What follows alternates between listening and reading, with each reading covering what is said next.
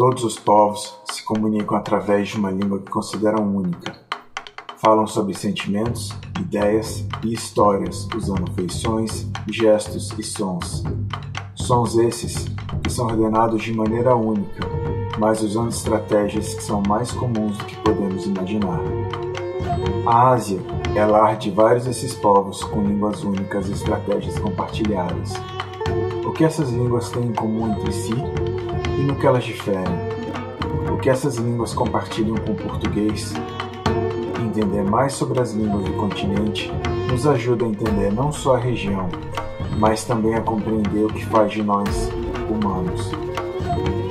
Feito pelo linguista e coordenador do Núcleo de Estudos Asiáticos da Universidade de Brasília, Marcos Tanaka de Lira, começa agora mais um capítulo do minicurso Línguas Asiáticas e Universais Linguísticos. Olá! Hoje é o último dia do minicurso de Línguas Asiáticas e Universais Linguísticos e a gente vai ver sobre morfologia. Hoje a gente vai falar, então, primeiro sobre morfologia, explicar o que é morfologia e falar rapidinho sobre classificadores, gênero e número nas línguas asiáticas. Preparado? Então, vamos lá. O que é morfologia? Bom, para falar sobre morfologia, no caso da Ásia, nada melhor do que falar sobre Joey Tribbiani, de Friends. Para quem for fã do programa, provavelmente por essa você não esperava. Mas você lembra quando ele fez um comercial de batom para homens chamado Ichiban? Se você não lembra, tá aí uma foto na direita sobre como é. E se você quer ver o comercial, você pode pausar e ir lá no YouTube e olhar direitinho. Né? Deve ter em algum lugar, garanto. O importante aqui é o seguinte. Ichi, em japonês, é uma palavra que significa um. Tem outras palavras que significam um, diga-se de passagem. Esse é o empréstimo do chinês, mas... Se Ichi significa um e o nome do batom é Ichiban, o que esse ban está fazendo aí? Já se perguntou? Né? Quem faz karatê talvez tenha aprendido a contar Ichi, Ni, San, Shi. Pois é. O que é o ban do Ichiban? Percebe que é uma parte da palavra. E é isso que a gente vai ver hoje. As partes das palavras. Morfologia é o estudo da estrutura interna das palavras. Por exemplo, vamos começar agora em português. Trazer uma coisa mais próxima. Gato é uma palavra. Até aí, nada demais.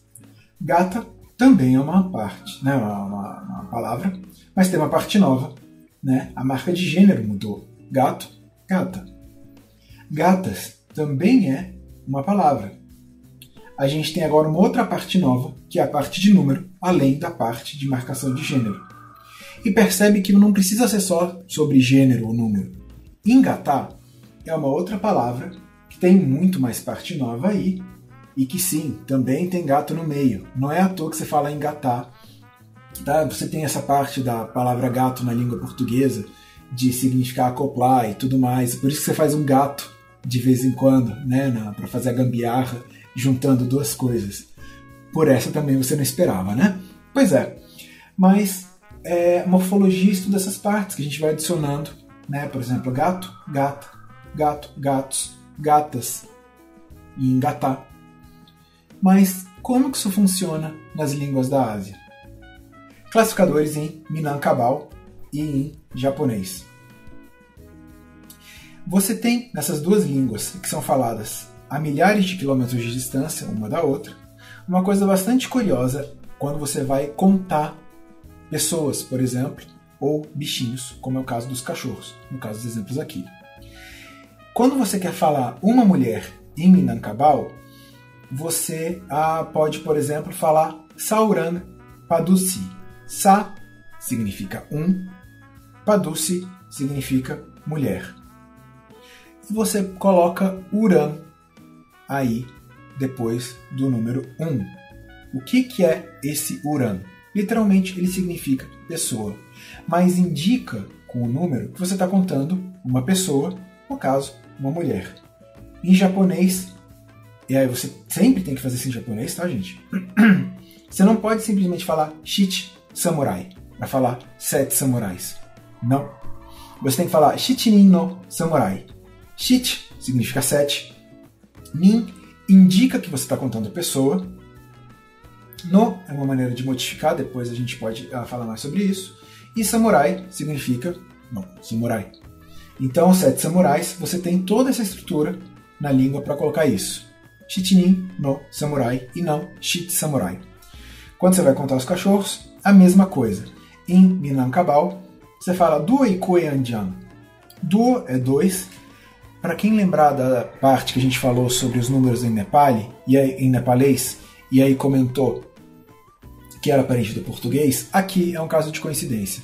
Os outros números nas línguas austronésias não se parecem. Tá? Duo parece com 2, mas é uma coincidência. Duo ikue anjan, para 2 cachorros. Você tem duo para o número 2, ikue para mostrar que você está contando, né? O bichinho e tudo mais, as figuras caninas. Anjan, cachorro. Em japonês, nihiki no inu. Você não pode só falar ni inu para 2 cachorros. Você tem que contar hiki, ou seja, que se referem a 2 animaizinhos, por assim dizer. O no mostra que está modificando. Inu, cachorro. Qual que é a função dessas palavras? Se você prestou atenção quando eu estava explicando na parte de você tem que falar que é uma pessoa, você tem que falar que é um cachorro, ela mostra que tipo de animal você está contando ou mencionando. Em algumas línguas, como em Minangkabau, é opcional. Você não precisa sempre estar fazendo isso. Mas em japonês você não tem para onde correr. Você tem que mostrar que tipo de objeto você está contando. E não necessariamente isso acontece só com número. Em língua como o cantonês, por exemplo, pode ocorrer com demonstrativo e até em demonstração de posse, em construção de posse, por exemplo. Tá? Você tem aqui algumas frases em cantonês, e aí percebe que você tem uma marcação aqui para dizer, né, e em cantonês é um pouquinho geral. Você usa o mesmo contador para dizer que é médico, para dizer que são computadores, para dizer que é estômago, mas você sempre tem que colocar essa palavra, esse go aí, né? Junto com o que você estiver contando, ou o que você estiver demonstrando. E aí você deve se perguntar: o quão comum são esses classificadores nas línguas da Ásia? Se você for dar uma olhada no mapa, ele é bastante comum na região do Pacífico, né, geralmente estendendo do Sudeste Asiático. Você tem as ilhas da Indonésia com vários lugares onde é opcional ou obrigatório, indo, né, para o norte até as Ilhas Sakalinas, ou indo até o noroeste, dentro do subcontinente indiano, e na região em volta não é tão comum assim, pelo contrário, você tem uma região muito grande onde isso não é tão comum. Na parte da Pérsia, né, do Irã, você tem uma outra região onde é comum, mas aí é um pouquinho separado das outras, né, da Índia, por exemplo, onde não é tão comum assim.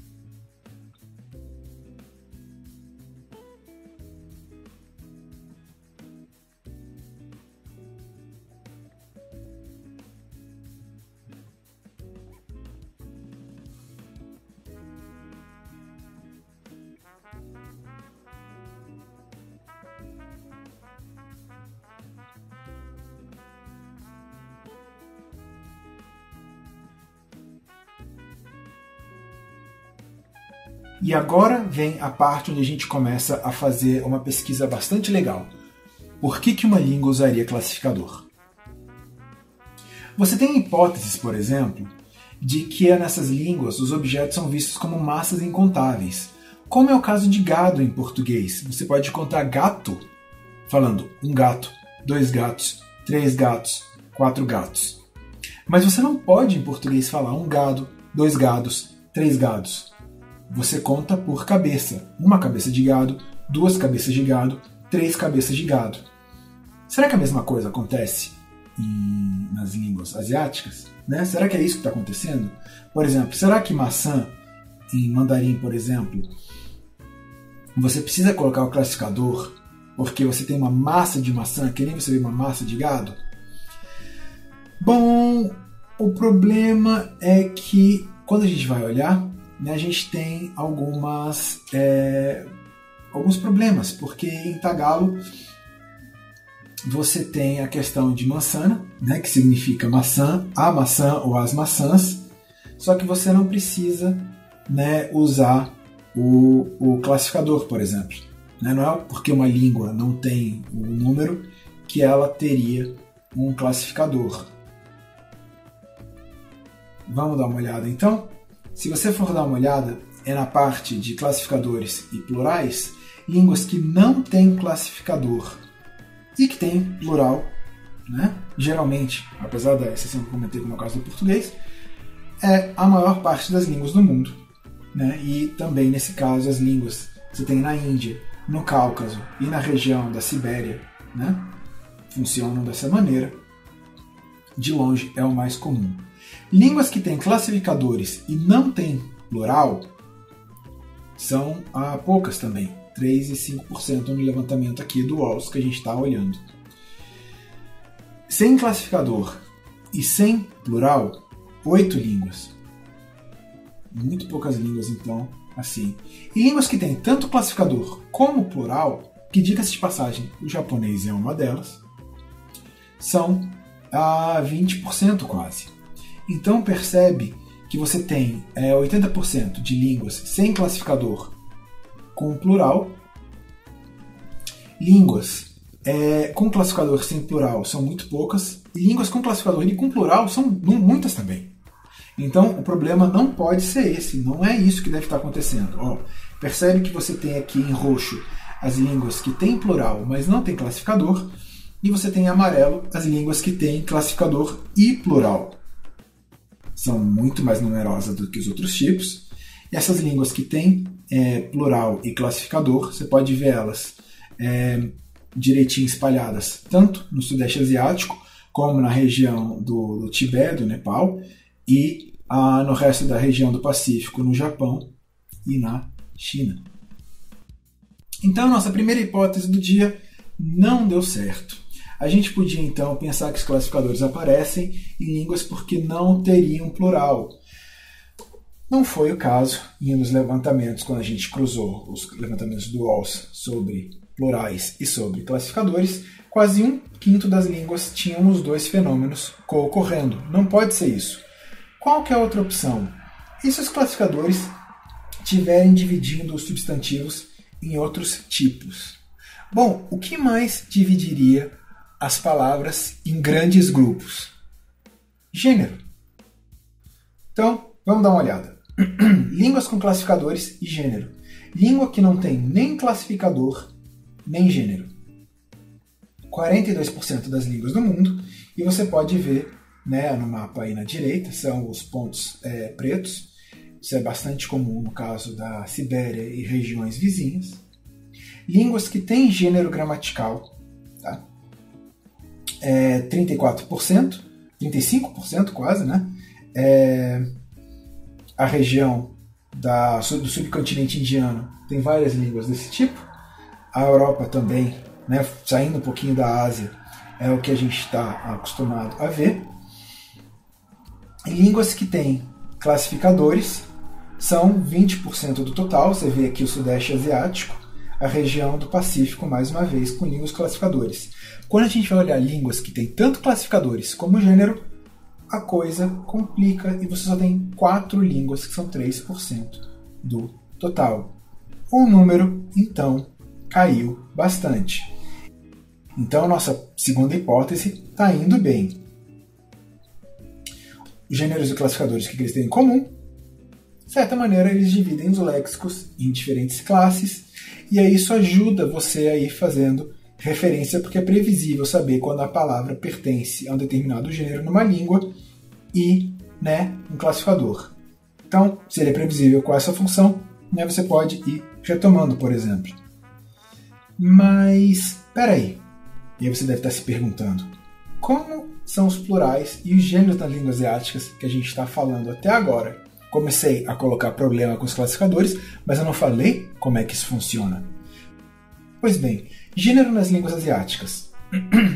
As línguas, se elas tiverem gênero nominal, como, né, se as palavras, os substantivos tiverem questão de gênero, podem se manifestar de duas maneiras, ou pelo significado e pela estrutura. Como assim? A questão do tagalo é uma língua na qual você só tem o significado, tudo bem? Lembrando, o tagalo é a língua principal das Filipinas, seria o que alguém desavisado chamaria de filipino, mas você tem várias línguas nas Filipinas, porque são várias ilhas, né? Então você tem a frase cômico si Fred, para dizer que o Frederico é engraçado. Cômico am buhay, a vida é engraçada. Percebe que em português a palavra vida é feminina, mas cômico continua do mesmo jeito em tagalo, porque, inclusive, diga-se de passagem, não é porque uma palavra é feminina em português que ela precisa ser feminina nas outras línguas. Quem estudou outras línguas europeias já deve ter tido que lidar com isso algumas vezes, né? Leite, por exemplo, é o leite em português, mas lá leite em espanhol, e as línguas são vizinhas. Cômico am cuento, um conto é engraçado. Cômico am gamabata, as crianças são engraçadas. Percebe que é sempre cômico, cômico, cômico, cômico, cômico. E o lado cômico da coisa é que é uma palavra vinda do espanhol, então é por isso que a gente reconhece. Se eu quero falar que a linda é cômica, cômica se linda. Mudou aí porque a linda, né, é uma mulher, então o gênero gramatical aparece por causa do significado em tagalo. Não tem nada a ver com a forma das palavras. Criança, né, que termina com A, também continua com cômico. Então, não tem nada na forma da palavra que diga que ela devia ser feminina. O significado, sim, linda é um nome feminino. Linda significa aí o nome de uma pessoa, tá, gente? Não é porque a pessoa é bonita, não. De repente, né, a linda pode ser linda, mas não é uma coincidência. Gênero em hindi. A diferença do gênero em tagalo é um pouquinho diferente do que a gente está acostumado, e hindi é um caso que é muito mais parecido com o português, no qual você tem palavras masculinas, palavras femininas, e geralmente a forma da palavra te indica se a palavra é masculina ou não. Então você tem a forma da palavra e o significado da palavra. São duas coisas trabalhando em conjunto aí. Tem exceções? Tem, como em português, né? Você tem exceção, em hindi você também tem exceções. Diga-se de passagem, são parentes distantes, né? Então é um problema de família. O que acontece aqui também nesse ponto acontece lá. E como é gênero nas línguas asiáticas? Bom, gênero não é tão comum assim nas línguas do mundo, os gêneros gramaticais. Línguas sem gênero são 56% das línguas do mundo, né? E você pode perceber que você tem um branco geral, né, na parte do Sudeste Asiático, na China em geral também, na Sibéria, onde você tem só semântico, que são os verdes claros. Você tem aqui nas Filipinas, estava mostrando para vocês em tagalo, e eles começam a aparecer no subcontinente indiano e nas regiões mais próximas de onde você tem gênero semântico e formal, como é o caso do português, que aí começam a aparecer no subcontinente indiano, que eu comentei, na Península Arábica e no Cáucaso. Então percebe que, né, você tem uma diferença aí entre o oeste da Ásia e o leste da Ásia em relação à tendência de marcar gênero ou não. Uma coisa também que acontece é que não necessariamente uma língua só tem dois gêneros, masculino e feminino. Talvez por se acostumar a ouvir masculino e feminino, você imagine que, né? Mas não, você pode ter 3, 4, 5 ou mais gêneros nas línguas do mundo, na parte de gêneros gramaticais. Como que isso está distribuído nas línguas da Ásia? Bom, lembra que eu comentei para vocês que não existia muita distinção na maior parte das línguas do mundo? 56% então só tem um gênero, que é o que você não distingue, gênero padrão, neutro para todo mundo. E aí tanto faz, né, se a parte só semântica ou semântica e questões formais como é o caso do português ou como é o caso do tagalo. Quando você tem dois gêneros, masculino e feminino, geralmente, mas não precisa ser só gênero masculino e feminino, tudo bem? Você tem outras línguas nas quais você pode diferenciar por outras questões. Por razões só semânticas, você tem 21 nesse cruzamento de dados, e você tem 29 que são mais parecidos com o português, em que entram as questões semânticas e as questões formais. 3 gêneros, geralmente masculino, feminino e neutro, só por questões semânticas, são 18 línguas. Você pode ver que tem um número mais ou menos de línguas assim no sul da Índia e já entrando um pouquinho mais no Sri Lanka.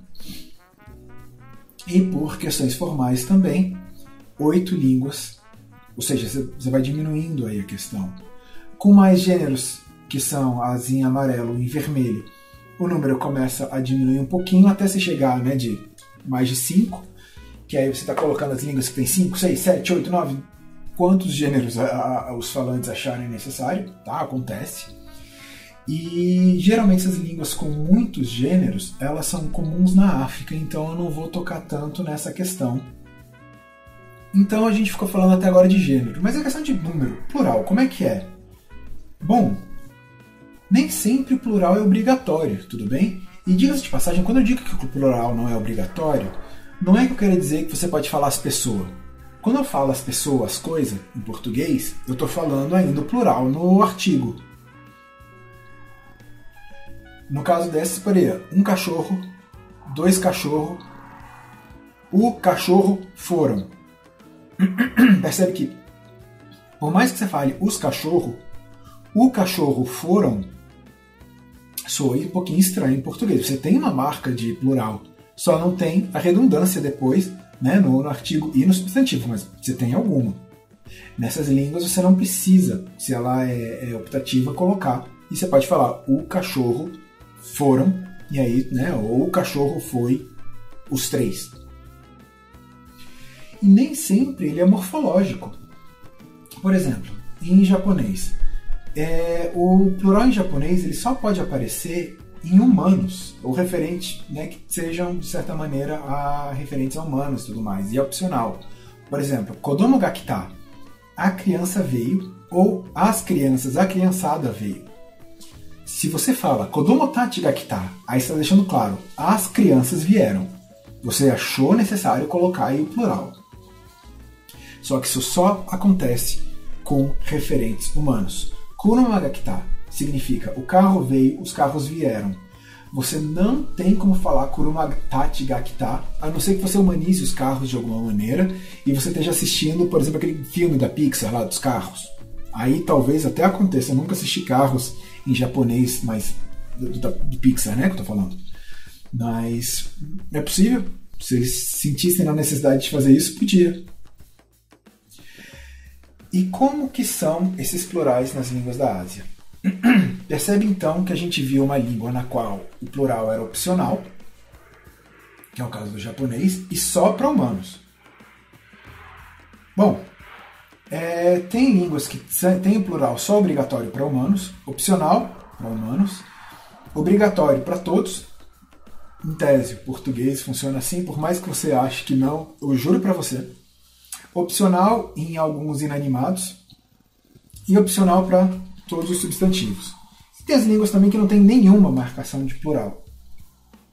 Obrigatório em todos os substantivos, são 45% do total das línguas do mundo, e geralmente na Ásia essas línguas estão mais a oeste, na região da Península Arábica, do Cáucaso e do subcontinente indiano.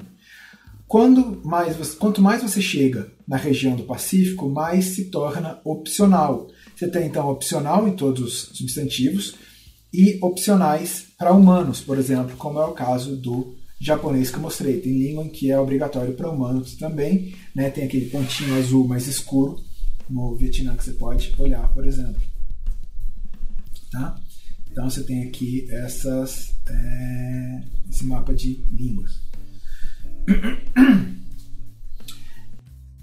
Além de você ter essa variedade na possibilidade de plural, existe a questão de que nem todas as línguas têm uma marcação de plural que é feita dentro da palavra. Você pode usar uma palavra extra para marcar o plural e ela ainda pode precisar de um classificador, como é o caso do vietnamita. Para você falar aquelas laranjas lá, né, você primeiro tem que colocar o plural, aqui cac, você tem o classificador qua, a palavra laranja, cam, e depois a palavra kia, mas é mais ou menos, se você quisesse, essa parte de você colocar o plural fora, é como se você quisesse dizer aquelas laranjas tudo, né, que você tem que colocar, a gente coloca também no plural o artigo, mas você tem essa palavra fora aí dizendo, olha, não é uma laranja só, são várias.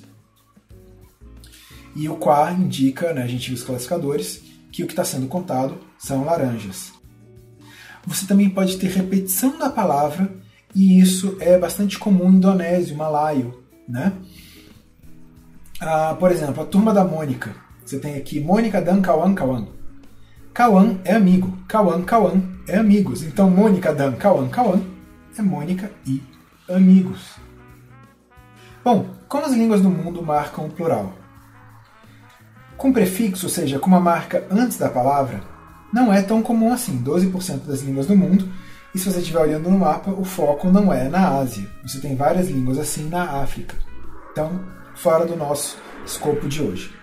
Sufixo, como é o caso do português, colocando alguma coisa depois, dentro da palavra. 48% das línguas, né, que marcam o plural fazem assim, e é de longe o mais comum na Ásia, no subcontinente indiano, na região do Cáucaso e na Sibéria e regiões vizinhas. Reduplicação, como a gente viu no caso do indiano, né, do indonésio e do malaio, não é tão comum assim, né? E você tem aqui na questão em regiões, né, próximas aonde se fala malaio.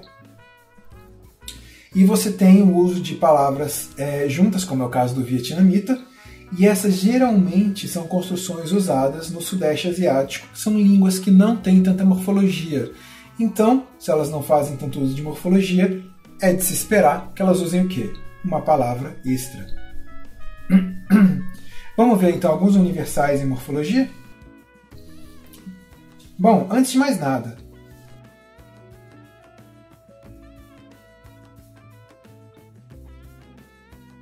você já se perguntou de onde veio tudo isso? Para a gente começar a estudar um pouquinho os universais, vai ajudar a gente a entender. Afinal de contas, você deve imaginar que quando alguém inventa uma língua, começa a falar uma língua com outra pessoa, a primeira reação não é ficar colocando, olha, quando eu falar de uma coisa, não vou colocar nada na palavra. Quando eu falar de duas ou mais coisas, eu vou colocar um S no final, tudo bem?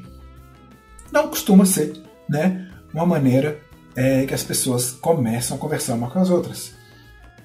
O fato é que o significado das palavras ela tende a mudar de acordo com o tempo nas mais diversas línguas. Por exemplo, a palavra ver em português. Tá? Vou trabalhar um pouquinho com o português aqui, porque é uma coisa que é mais próxima e vai explicar como é que essas coisas acontecem. O verbo haver, no início, lá em latim, ou seja, né, as pessoas falavam latim e não português, ela significava que você tinha um objeto. Aí, em português a gente não fala mais que eu ei um telefone, mas fazia sentido, né? Na época. Então, se você quer falar que você tem uma dúvida, dubium habeo, tem uma dúvida. Com o tempo, você dizia que você tinha que cuidar da casa ou de alguma coisa. E aí você falava, por exemplo, aeden habuit tuendam, teve que cuidar de uma casa, por exemplo. O habuit significa haver. Com o tempo, o verbo haver começou não só, né, a aparecer no gerúndio, como no exemplo anterior, mas no infinitivo, geralmente com verbos relacionados à fala. Por exemplo, o que você tem para dizer? Quid habes dicere? Com o tempo, você começou, no lugar de dizer que você tinha uma obrigação, como obrigações, né, servem em geral, você fala, cantare habeo, tenho que cantar. Ora, se você tem que fazer uma coisa, se você precisa fazer uma coisa, geralmente as obrigações elas são feitas quando? No futuro. Se você precisa fazer uma coisa, ela não pode ter acontecido já, senão você já estava safo. Com o tempo, o uso do verbo haver começou a ser interpretado então como uma marca de futuro. Então, cantar habeo, cantar ei, cantarei. E aí isso suplantou a forma antiga da língua de falar, né, cantarei. Diga-se de passagem, provavelmente quando você fala que você vai cantar, você não fala cantarei, você fala vou cantar. Ou seja, a gente está começando, né, a usar uma outra forma, com outro processo do que a gente chama de gramaticalização. Né? Ou quando você tem um pedaço, uma palavra que era independente, e ela se gramaticaliza e com o tempo passa a fazer parte de uma morfologia. Você tem uma frase bastante famosa do Givon, que é a sintaxe de ontem é a morfologia de hoje. Adendo bastante rápido. Se você ouvir alguém reclamando que vou ir é muito feio, quando você fala vou ir para o supermercado, você fala, mas você vai, você não precisa dizer que é ir. Pede para a pessoa dizer haverei. Você está usando o verbo haver 2 vezes. Logo, não precisaria também. Bom, e como é que funciona a tipologia gramatical? As línguas elas tendem a se aglomerar em tipos de acordo com as estratégias diferentes usadas. Quais são esses tipos que a gente pode encontrar? Bom, concatenação, que é uma estratégia de você ir colocando uma informação depois da outra como se fosse Lego. Né? Turco é um exemplo, e Tchukchi é uma outra língua que faz isso de uma maneira excepcional. Por exemplo, se eu quero falar em turco que Cristóvão Colombo descobriu a América, Christoph Colomb, aí é um nome, né, que você consegue reconhecer fácil, Americaí, ou seja, América na posição aí de objeto, ela foi descoberta, Kesfeti. E aí você tem aqui, né, a Kesf, que é o verbo descobrir, et, fazer, e ti, passado. Então Cristóvão Colombo descobriu a América. Preparado? Porque em Tchukchi você quer falar tem uma baita dor de cabeça, você usa uma palavra só, que é alguma coisa como Tameina levta partanarkan. E você tem que falar tudo junto. É isso que faz disso uma palavra. Você não pode falar ta, meina, levta partanarkan. Não. Tudo numa lapada só, Tameina levta partanarkan, que é, né, eu, grande, cabeça, dor. E aí uma marca de verbo falando que está acontecendo para dizer que você tem uma baita dor de cabeça. Se você não estiver acostumado, é natural que você esteja com uma dor de cabeça a uma altura dessas.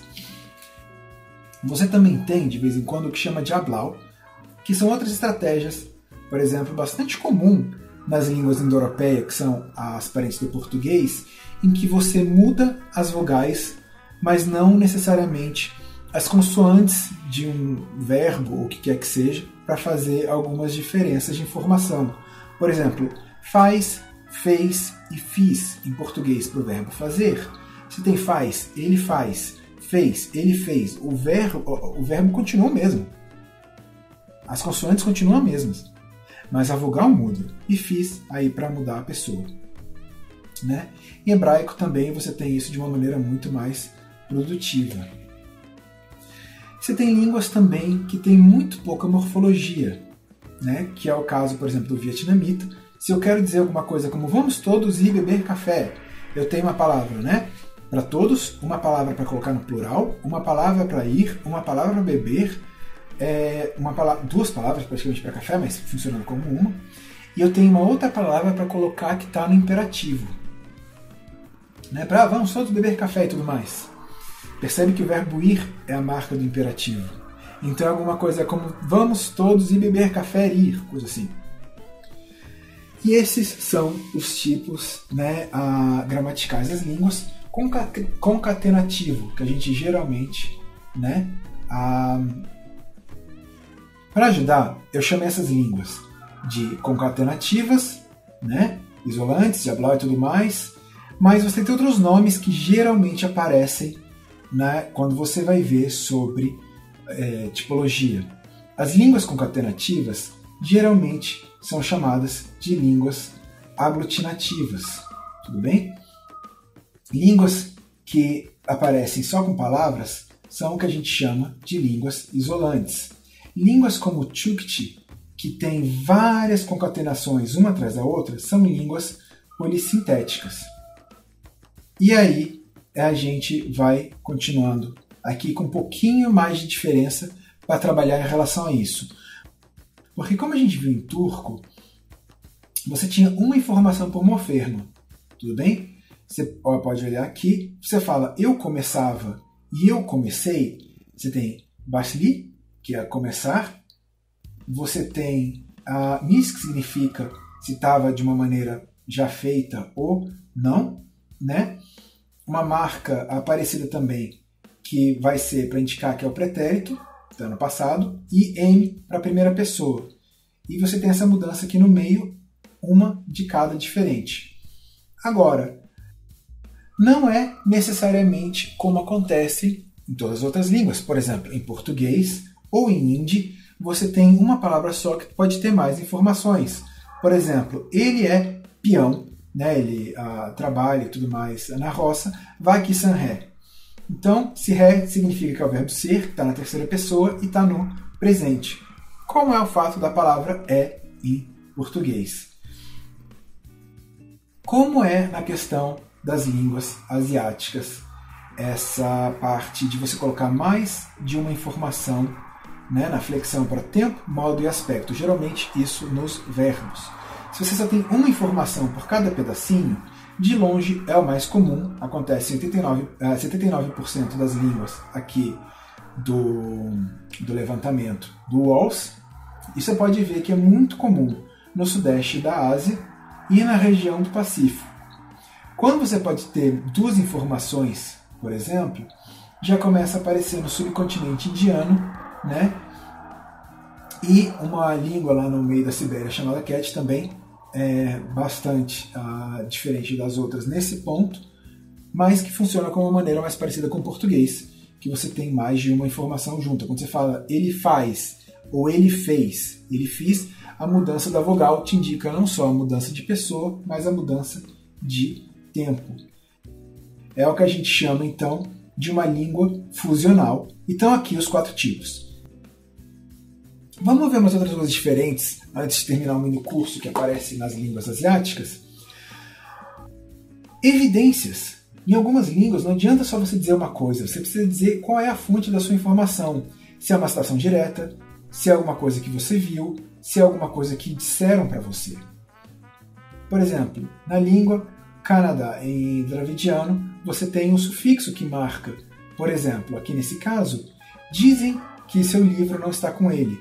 Você não sabe disso. Disseram para você e você está passando essa informação. Em turco, inclusive veio no verbo alguma coisa parecida. Por exemplo, Ahmet gelmiş.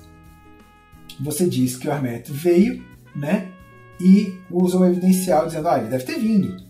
Ou simplesmente Ahmet geldi para, né, ele veio, e eu sei disso, eu tenho certeza disso. Não é que eu estou achando que ele deve ter vindo. E você tem línguas que tem uma coisa em desenvolvimento, como o georgiano, em que em alguns tempos você diz, olha, nevou, e eu tenho evidências indiretas para dizer isso, está frio e eu vi na televisão que talvez fosse ter. E outros falam, beleza, nevou e eu sei que de fato é isso. Línguas que não têm evidenciais são 43% das línguas do mundo. Você tem as regiões do Sudeste Asiático e no subcontinente indiano, que elas não são tão comuns, mas você tem outros lugares onde é normal você dizer, olha, eu ouvi por fontes indiretas. Você tem bastante disso na parte do Pacífico, por exemplo. 40% das línguas do mundo funcionam assim. Em línguas em que você tem que avisar que você tem conhecimento direto ou indireto, 17% das línguas do mundo. Você tem algumas línguas assim na China, na Sibéria e no Cáucaso e regiões vizinhas. Como elas marcam essas evidências? O afixo, 31%. Na conjugação do verbo, 6%, né? Que foi o que a gente viu. Uma partícula separada, por exemplo, tem alguma coisa separada do verbo, mas que indica alguma coisa, 16%. Entre outras construções possíveis. Tudo bem, gente? Então, é com essas evidências e aparências que termina o nosso mini curso. Agradeço a todos que assistiram até o final. Foi um prazer falar para vocês sobre um assunto que eu gosto bastante, que são essas línguas asiáticas, e que se você também quiser estudar, pesquisar sobre essas línguas ou outras coisas em relação à Ásia, conhece o Neásia, dá uma olhada. Tem esses links aqui do Núcleo de Estudos, e se você quiser conhecer um pouquinho mais sobre o meu trabalho, tem outros links aqui no qual você pode ver minha página de Facebook ou no Twitter. Bom, então com isso, me despeço. Foi um prazer ter vocês até aqui e até a próxima.